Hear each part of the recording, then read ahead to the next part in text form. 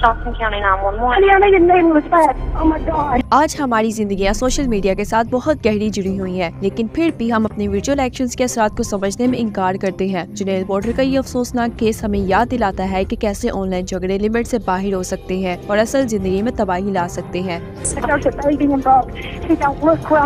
इस केस पे एक लड़की इन्वॉल्व है जो अपनी 30s में भी अपने पेरेंट्स की निगरानी में रहती थी। इस केस में 2 लोगों की जान ली गई थी और एक छोटा बच्चा बच गया था जो अब सारी जिंदगी इसका बोझ उठाएगा। ये है जुनेल पोर्टर का अफसोसनाक case.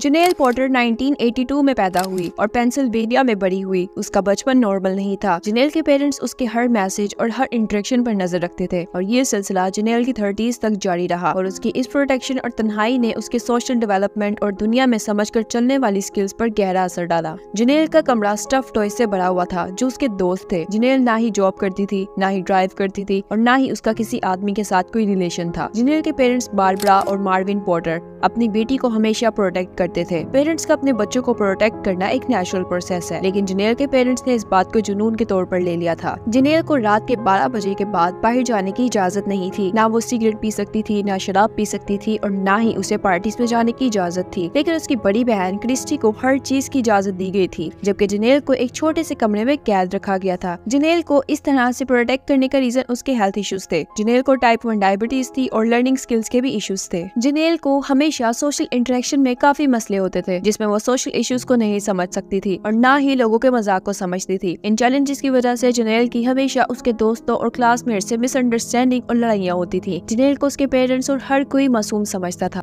Good natured, sweet person. She's not an angry person.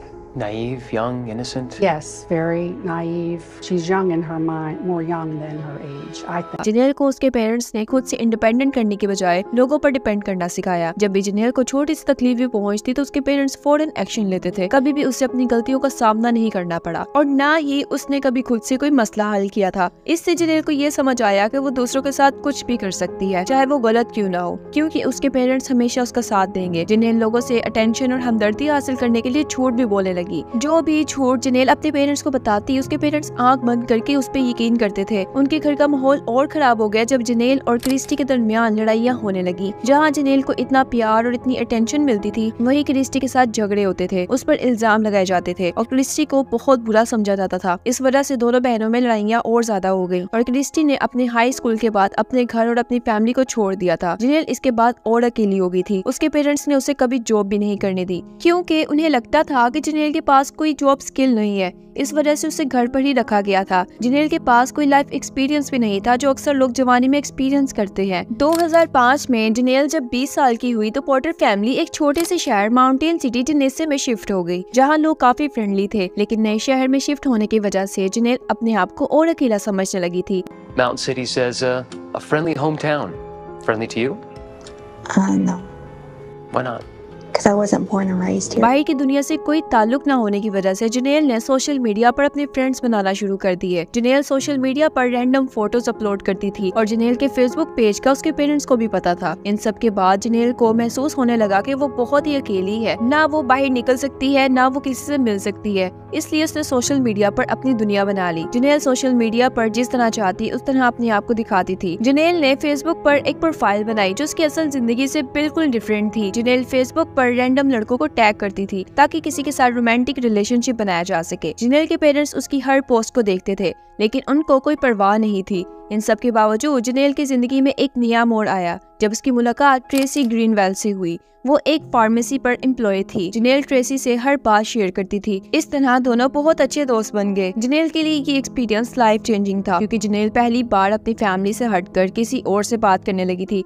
जुनेल Tracy के साथ बाहर घूमने जाने लगी। ट्रेसी के जरिए जुनेल की मुलाकात ट्रेसी के भाई बिली पेन से हुई, जो काफी हंसने खेलने वाला शख्स था। सबको लगता था कि जुनेल और बिली रिलेशनशिप में है, लेकिन ऐसा बिल्कुल नहीं था, बल्कि जुनेल का रिलेशन ट्रेसी के कजन जेमी कर्ड के साथ था और दोनों बहुत ही खुश थे। जेमी और जुनेल का रिश्ता शुरू से ही कॉम्प्लिकेटेड था। जुनेल के पेरेंट्स इस रिलेशनशिप के लिए कभी राजी नहीं होते, इसलिए दोनों को अपना रिलेशनशिप जुनेल के पेरेंट्स से छुपाना पड़ा। जेमी जो कंप्यूटर में काफी अच्छा था और जुनेल के घर कंप्यूटर ठीक करने के बहाने आता था और दोनों साथ में तब वक्त गुजारते थे।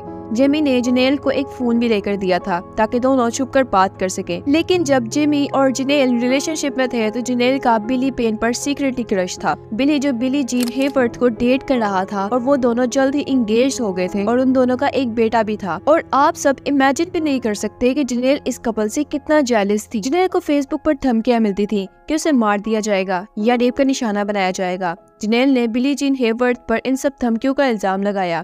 What kinds of things were people saying about you? Just that I was a bad person, that was horrible, threatened to get raped.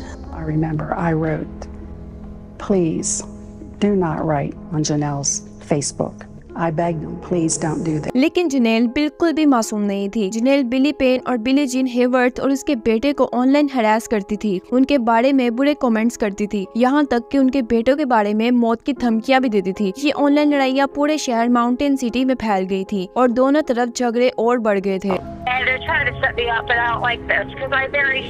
एक दिन जनेल ने पुलिस को कॉल भी की थी और बताया कि उसके डैड की गाड़ी पर 2 पत्थरों से हमला किया गया है। उन पर बिली पेन और बिली जीन का नाम था। इस रिपोर्ट के बाद उन तीनों ने एक दूसरे को फेसबुक पर अनफॉलो कर दिया था। माउंटेन सिटी के लोगों को लगा कि शायद अब ये झगड़ा यही खत्म हो गया है। लेकिन कुछ दिन बाद कुछ बहुत ही शॉकिंग होने वाला था। 31 जनवरी 2012 को बिली पेन और बिली जीन के नेबर बहुत ही खौफनाक सीन देखता है। उनके घर का दरवाजा खुला हुआ था। उनके नेबर को लगा कि उनके घर चोरी हो रही है, इसलिए डरते हुए उस नेबर ने उनके घर के अंदर जाने का फैसला किया। उसने बहुत ही खौफनाक सीन देखा। वो कपल कत्ल हुआ जमीन पर पड़ा हुआ था। दोनों को नजदीक से चेहरे पर गोली मारकर कत्ल किया गया था। बिली पेन की गर्दन को भी तोड़ दिया गया था, लेकिन उसके 7 महीने के बच्चे को जिंदा छोड़ दिया गया था। क्या आप लोग सोच सकते हो कि वो 7 महीने का बच्चा जिसके माँ बाप को उसकी आंखों के सामने कत्ल कर दिया हो, उस बच्चे को पता भी ना हो कि उसके सामने क्या हुआ है, लेकिन उस बच्चे की जिंदगी अपने माँ बाप के बगैर कैसे गुजरेगी, इसको इमेजिन करना भी मुश्किल है। इस कत्ल की बेरहमी ने माउंटेन सिटी के छोटे से शहर को हिलाकर रख दिया था। पुलिस ने फौरन इन्वेस्टिगेशन शुरू की और उसके दोस्तों और रिश्तेदारों और जान पहचान वालों से सवाल किए और डिटेक्टिव्स को जल्द ही इस कपल के और जनेल के दरमियान के झगड़े का पता चल गया। लेकिन पोर्टर फैमिली ने उनके साथ ताल्लुक से इनकार कर दिया, लेकिन डिटेक्टिव्स को उन पर शक था। मार्विन पोर्टर जो वियतनाम में फौजी था और CIA में भी था, लेकिन हेल्थ इश्यूज की वजह से उसने ये सब छोड़ दिया। मार्विन को हथियार रखना बहुत पसंद था और बहुत खतरनाक इंसान भी था जो अपनी फैमिली को प्रोटेक्ट करने की खातिर किसी की भी जान ले सकता था। पोर्टर फैमिली का पूरा घर गन्स और दूसरे हथियारों से भरा हुआ था और जनेल की ओवर प्रोटेक्शन की वजह से डिटेक्टिव्स को उन पर शक था। लेकिन इंटरव्यू के दरमियान मार्विन पोर्टर ने इस मामले से इनकार कर दिया था। एक मसला ये भी था कि क्राइम सीन पर उनका कोई फिजिकल एविडेंस भी नहीं था। जनेल ने अपने झगड़े के बारे में थोड़ी इन्फॉर्मेशन दी, लेकिन उसने अपने आप को विक्टिम जाहिर किया और ये बताया कि वो कभी नहीं चाहती थी कि उस कपल को कोई नुकसान पहुंचे। जनेल ने कहा कि उसे अफसोस है कि ये सब हुआ, लेकिन वो उन दोनों से बहुत तंग थी। डिटेक्टिव्स ने जब उनके झगड़े की वजह पूछी तो जनेल ने कहा कि बिली जीन हेवर्थ उसकी खूबसूरती से जेलस होती थी, लेकिन ज्यादा देर नहीं लगी और केस में नया मोड़ आ गया जब डिटेक्टिव्स ने जनेल के बॉयफ्रेंड जेमी से पूछताछ की। जेमी ने एक ऐसी बात बताई जिसने पूरे केस को खोल कर रख दिया। जेमी ने कहा कि जो जनेल को तंग करेगा वो उसे नहीं छोड़ेगा और जेमी ने पुलिस को एक CIA एजेंट के बारे में बताया जिसका नाम क्रिस था और क्रिस जेमी और जनेल की मदर बारबरा से ईमेल के जरिए कांटेक्ट करती थी। जिमी का कहना था कि क्रिस उन्हें हमेशा कहती थी कि जनेल को बिली पेन और बिली जीन से खतरा है, वो दोनों जनेल को नुकसान पहुंचा सकते हैं। इस CIA एजेंट की इन्वॉल्वमेंट ने पुलिस को हैरान कर दिया था। इस इंफॉर्मेशन के बाद पुलिस ने पोर्टर फैमिली के घर की तलाशी ली और जो उन्हें मिला वो काफी शॉकिंग था। जनेल के फादर मार्विन पोर्टर की गाड़ी से ढेर सारे ईमेल्स के कुछ बैग्स मिले और वो ईमेल्स छोटे छोटे टुकड़ों में थे।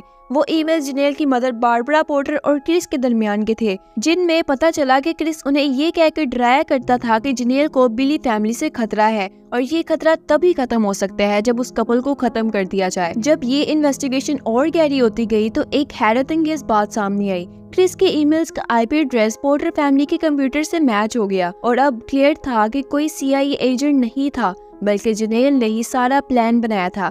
जनेल ने एक लंबी कैटफिशिंग स्कीम बनाई थी। उसने ही क्रिस के नाम का कैरेक्टर बनाया था और इस कैरेक्टर के जरिए अपनी माँ और अपने बॉयफ्रेंड को मैनिपुलेट किया और उनका डर बढ़ाते हुए ये समझाया कि इस मसले का कत्ल ही हल है। जनेल ने बगैर हथियार के 2 कत्ल करवाए। जब जनेल के धोखे के बारे में सबको पता चला तो हर कोई हैरान था कि कैसे कोई इतना बड़ा झूठ बोल सकता है। मार्विन पोर्टर और जेमी कर्ट को कत्ल के इल्जाम में अरेस्ट किया गया। बारबरा पोर्टर को कत्ल के लिए फोर्स करने पर अरेस्ट किया गया और जेनेल जो इस केस की मास्टरमाइंड थी उसे फर्स्ट डिग्री के मर्डर के इल्जाम में अरेस्ट किया गया। जेनेल की डिफेंस टीम ने कहा कि वो इतनी समझदार नहीं थी जो इतना बड़ा प्लान बनाती, लेकिन आखिर में इंसाफ मिला। मार्विन पोर्टर को 2 मर्डर्स की सजा मिली। जेनेल और बारबरा को 25 साल कैद की सजा सुनाई गई। जेमी कर्ट जो जेनेल का बॉयफ्रेंड था उसे भी 25 साल कैद की सजा सुनाई गई। बिली पेन और बिली जीन की मौत की असल सजा उसके बेटे को मिली जो इस ऑनलाइन झगड़े का शिकार बना। जेनेल ऑनलाइन दुनिया में चली गई थी और उस दुनिया को अपने हिसाब से कंट्रोल करना चाहती थी। उसने क्रिस का कैरेक्टर बनाया जिसके जरिए वो अपना गुस्सा और दर्द जाहिर करती थी।